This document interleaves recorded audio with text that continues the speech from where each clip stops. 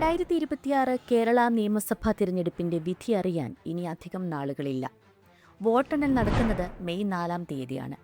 കഴിഞ്ഞ ഏപ്രിൽ 9 നടന്ന വോട്ടെടുപ്പ് പ്രക്രിയ വളരെ സമാധാനപരമായിട്ടാണ് അവസാനിച്ചത്. വോട്ട് പെട്ടിയിലായതോടെ നമ്മുടെ രാഷ്ട്രീയ പാർട്ടികൾക്കും മുന്നണികൾക്കും പിന്നെ ഉറക്കമില്ലാത്ത രാത്രികളാണ്. എല്ലാവരും വൻ കണക്കുകൂട്ടലുകളിലും ചർച്ചകളിലുമാണ്. അത് UDF ആയാലും LDF ആയാലും ഇപ്പോൾ ശരിക്കും ഒരു കാൽക്കുലേറ്റർ കളിയിൽ തന്നെയാണെന്ന് പറയാം.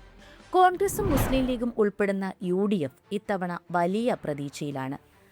ഭരണം തിരിച്ചുപിടിക്കാനുള്ള വ്യക്തമായ ഭൂരിപക്ഷം തങ്ങൾക്ക് ലഭിക്കുമോ എന്നതാണ് അവരുടെ പ്രധാന ചർച്ചാ വിഷയം. കഴിഞ്ഞ കുറച്ച് നാളുകളായി അധികാരത്തിന് പുറത്തായതിനാൽ സുഗമമായ ഒരു ഭൂരിപക്ഷത്തോടെ തിരിച്ചുവരാമെന്ന് അവർ ഉറച്ചു വിശ്വസിക്കുന്നു. അതേസമയം മറുവശത്ത് LDF ക്യാമ്പ്, പ്രത്യേകിച്ച് CPMന്റെ ഉള്ളിൽ നടക്കുന്നത് മറ്റൊരു കണക്കുകൂട്ടലാണ്. അധികാരം നിലനിർത്താൻ കഴിയുമോ? കേരള ചരിത്രത്തിൽ മുൻപെങ്ങുമില്ലാത്ത വിധം ഒരു ഹാട്രിക് വിജയം അഥവാ 3ാം തവണയും തുടർഭരണം നേടിയെടുക്കാൻ സാധിക്കുമോ എന്നാണ് അവർ പരിശോധിക്കുന്നത്. എന്തായാലും ഇടത് ക്യാമ്പും ഒന്നും വിട്ടുകൊടുക്കാൻ തയ്യാറല്ല. ഇനി നമുക്ക് ഏറ്റവും പുതിയ ചില വിവരങ്ങളിലേക്ക് കടക്കാം. താഴെത്തട്ടിൽ നിന്ന്, അതായത് ഓരോ ബൂത്തുകളിൽ നിന്നുമുള്ള കൃത്യമായ വോട്ട് കണക്കുകൾ ക്രോഡീകരിച്ചുകൊണ്ട് UDF നേതൃത്വം ഇപ്പോൾ വലിയൊരു ആത്മവിശ്വാസം പ്രകടിപ്പിക്കുന്നുണ്ട്. ചുരുങ്ങിയത് 80 സീറ്റുകളെങ്കിലും നേടി വിജയിക്കാൻ കഴിയുമെന്നാണ് അവരുടെ ഇപ്പോഴത്തെ കണക്കുകൂട്ടൽ. ഇത് വെറുതെ പറയുന്നതല്ല. കേരളത്തിലെ 14 ജില്ലകളിലും വിജയ സാധ്യതയുള്ള സീറ്റുകൾ ഏതൊക്കെയാണെന്ന് കൃത്യമായി അടയാളപ്പെടുത്തിക്കൊണ്ടാണ് UDF രംഗത്തെത്തിയിരിക്കുന്നത്. ആ 14 ജില്ലകളിലെയും സാധ്യതകൾ നമുക്കൊന്ന് വിശദമായി നോക്കാം. UDF നേതൃത്വം പുറത്തുവിട്ട ഏറ്റവും പുതിയ റിപ്പോർട്ട് പ്രകാരം തിരുവനന്തപുരം ജില്ലയിൽ തങ്ങളുടെ ഏക സിറ്റിംഗ് സീറ്റായ കോവളം ഇത്തവണയും സുരക്ഷിതമായി നിലനിർത്താമെന്ന ഉറച്ച ആത്മവിശ്വാസത്തിലാണ് UDF ക്യാമ്പ്. അതുമാത്രമല്ല, മറ്റ് 4 മണ്ഡലങ്ങളിലും തങ്ങൾ കൃത്യമായ മേധാവിത്വം ഉറപ്പിച്ചു കഴിഞ്ഞുവെന്നാണ് അവരുടെ വിലയിരുത്തൽ. വട്ടിയൂർക്കാവ്, തിരുവനന്തപുരം സെൻട്രൽ, നെയ്യാറ്റിൻകര, അരുവിക്കര ഈ മണ്ഡലങ്ങളിലൊക്കെ തന്നെ എതിരാളികളെ പിന്നിലാക്കി മുന്നേറാൻ സാധിച്ചിട്ടുണ്ടെന്നാണ് UDF കണക്കുകൂട്ടുന്നത്. ഇനി എല്ലാവരും ഉറ്റുനോക്കുന്ന കാട്ടാക്കട, നേമം, കഴക്കൂട്ടം മണ്ഡലങ്ങളുടെ കാര്യം നോക്കാം. ഇവിടെ ഇത്തവണ തീ പാറുന്ന ത്രികോണ പോരാട്ടമാണ് നടക്കുന്നത്. ഇതിൽ കാട്ടാക്കട മണ്ഡലത്തിൽ നേരിയ ഭൂരിപക്ഷത്തിനാണെങ്കിലും വിജയിച്ചു കയറാൻ തങ്ങൾക്ക് കഴിയുമെന്ന് UDF കേന്ദ്രങ്ങൾ ഉറച്ച് വിശ്വസിക്കുന്നുണ്ട്. പലരും ഉറ്റുനോക്കുന്ന നേമത്തെയും കഴക്കൂട്ടത്തെയും സംബന്ധിച്ചും UDFന് കൃത്യമായ പ്ലാനുകളുണ്ട്. ഈ 2 മണ്ഡലങ്ങളിലും ശക്തമായ ഒരു UDF തരംഗം ആഞ്ഞടിക്കുകയാണെങ്കിൽ, പ്രത്യേകിച്ച് BJP വിരുദ്ധ വോട്ടുകൾ കൃത്യമായി ഏകീകരിക്കപ്പെടുകയാണെങ്കിൽ, അവിടെയും ഒരു അട്ടിമറി വിജയം, അതായത് ഒരു ചെറു വിജയ സാധ്യത നിലനിൽക്കുന്നുണ്ടെന്നാണ് നേതൃത്വത്തിന്റെ ഇപ്പോഴത്തെ റിപ്പോർട്ട് വ്യക്തമാക്കുന്നത്. കൊല്ലത്തെ സംബന്ധിച്ചിടത്തോളം UDF വലിയ പ്രതീക്ഷയിലാണ്. സിറ്റിംഗ് സീറ്റുകളായ കുണ്ടറയും കരുനാഗപ്പള്ളിയും കൈവിടില്ല എന്ന് ഉറപ്പിച്ചു പറയുന്നതോടൊപ്പം തന്നെ ഇത്തവണ കൊല്ലം മണ്ഡലം അനായാസം പിടിച്ചെടുക്കാൻ കഴിയുമെന്നും നേതൃത്വം വിലയിരുത്തുന്നു. ഇനി RSP നൽകിയ കണക്കുകൾ കൂടി ഒന്ന് പരിശോധിച്ചാൽ, ചവറയിലും കുന്നത്തൂരും തങ്ങൾക്ക് വ്യക്തമായ ആധിപത്യം ഉണ്ടെന്നാണ് UDFന്റെ അവകാശവാദം. ഇനി മത്സരം കടുപ്പമാകുന്ന മറ്റ് 2 മണ്ഡലങ്ങളാണ് കൊട്ടാരക്കരയും പത്തനാപുരവും.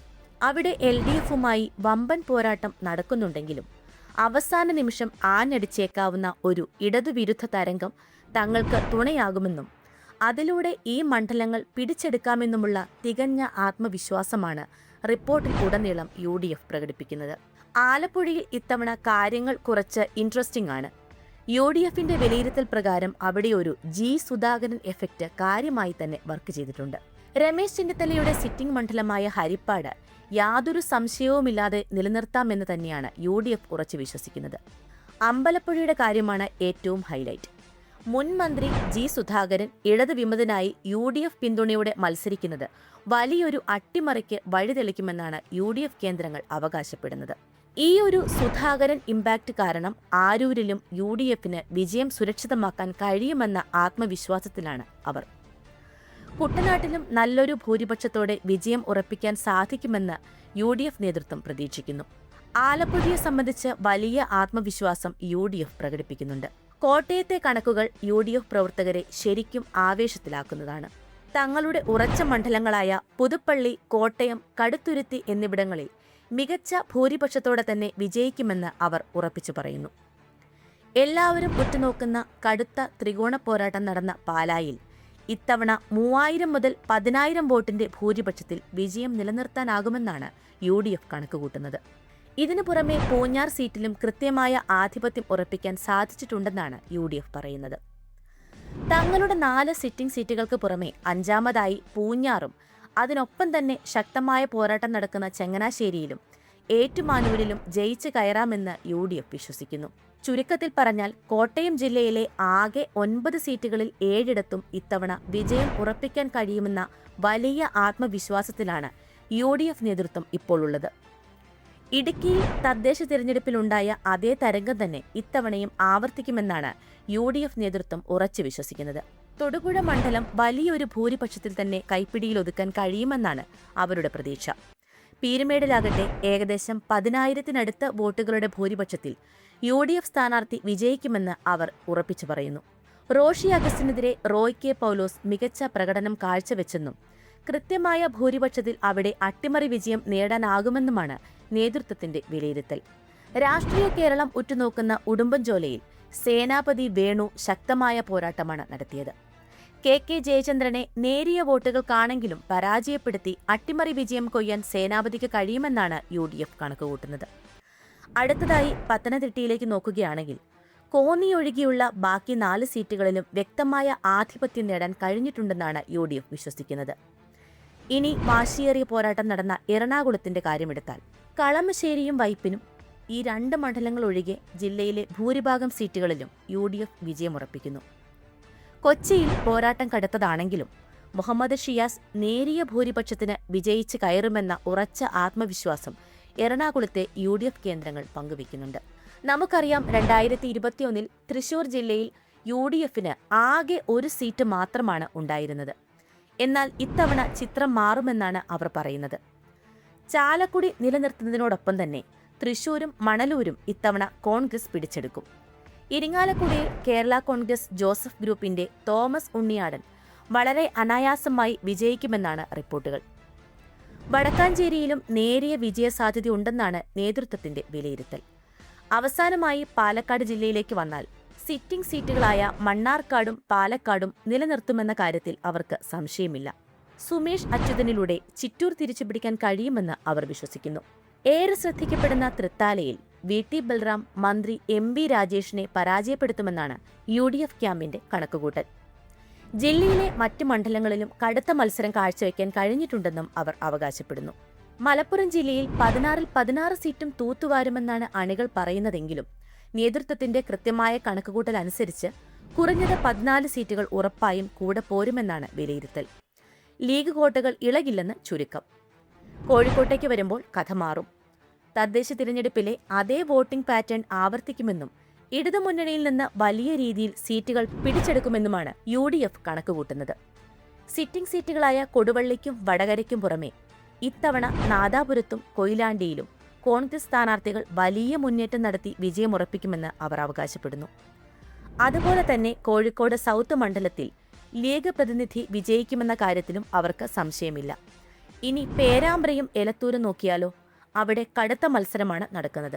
എങ്കിൽ പോലും നേരിയ വോട്ടുകൾക്ക് അവിടെ അട്ടിമറി വിജയം നേടാൻ കഴിയുമെന്ന ആത്മവിശ്വാസത്തിലാണ് UDF നേതൃത്വം.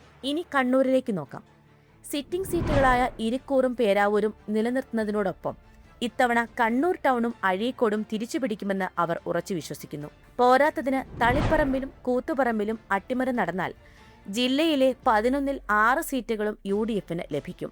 വയനാടിന്റെ കാര്യം പറയുകയാണെങ്കിൽ ജില്ല തൂത്തുവാരുമെന്ന ആവേശത്തിലാണ് UDF. നിലവിലുള്ള സീറ്റുകൾക്ക് പുറമെ മന്ത്രി OR കേളു പ്രതിനിധീകരിക്കുന്ന മാനന്തവാടി മണ്ഡലം ഇത്തവണ കൈപ്പിടിയിൽ ഒതുക്കുമെന്നാണ് നേതാക്കളുടെ അവകാശവാദം.